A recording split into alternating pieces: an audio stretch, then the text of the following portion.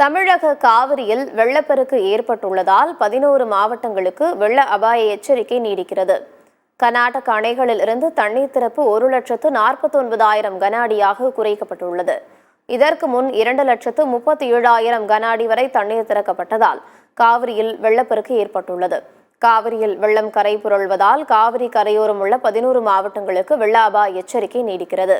இந்நிலையில் காவிரியில் வெள்ளப்பெருக்கால் சேலம் மாவட்டத்தில் குடியிருப்புகளுக்குள் தண்ணீர் புகுந்தது. தேவூர் அருகே காவிரி ஆற்றில் ஏற்பட்டுள்ள வெள்ளப்பெருக்கால் சுமார் 50 வீடுகள், பிரதான சாலை, விவசாய நிலங்களை வெள்ள நீர் சூழ்ந்துள்ளது. சுமார் 1000 ஏக்கர் பரப்பளவில் பருத்தி, வாழை, கரும்பு, மஞ்சள் உள்ளிட்ட பயிர்கள் வெள்ளத்தில் மூழ்கியதால் விவசாயிகள் வேதனை அடைந்துள்ளனர். இதையடுத்து அப்பகுதியில் இந்த மக்கள் பாதுகாப்பாக வெளியேற்றப்பட்டு முகாம்களில் தங்க வைக்கப்பட்டனர். இதேபோன்று தர்மபுரியில் காவிரி நீர் ஊருக்குள் புகுந்ததால் காவலர்கள் பொதுமக்களை பாதுகாப்பாக வெளியேற்றினர். ஆற்றில் ஏற்பட்டுள்ள வெள்ளப்பெருக்கால் காவிரி கரையோர பகுதியில் உள்ள ஊட்டமலை, ஒகேனக்கல், சத்திரம், ஆலம்பாடி உள்ளிட்ட காவிரி கரையோர பகுதிகளில் உள்ள குடியிருப்புகளை வெள்ளம் சூழ்ந்துள்ளது.